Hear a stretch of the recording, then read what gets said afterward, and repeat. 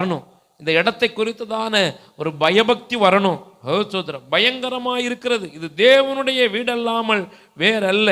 இது வானத்தின் வாசல். இது வானத்தின் வாசல். நான் சொல்றேன், சபைக்கு வராத ஒருவர் எப்படி பரலோகத்துக்கு போக முடியும்? சபைதான் வாசல்.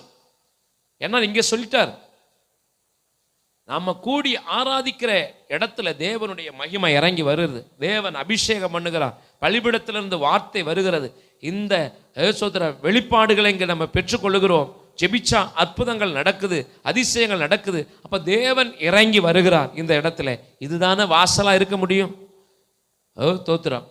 யாக்கோபே சொல்றார், நாம் தரிசனத்தை பார்த்தேன், பரலோகத்துக்கும் இந்த நான் தங்கியிருக்கிற இடத்துக்கும் ஏணி வைக்கப்பட்டிருக்கிறது. எங்கிருந்து தேவதூதர்கள் ஏறுகிறவர்களாக இறங்குறவர்களாக இருக்கிறாங்க.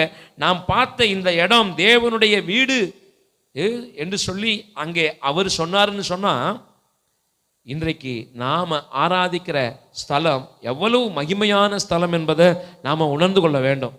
இதுதான் தேவனுடைய வீடு. ஏன்னா இது வாசல். அவர் சொல்லிட்டார் வாசல். அப்ப இதுதான் பரலோகத்தினுடைய வாசல். சபை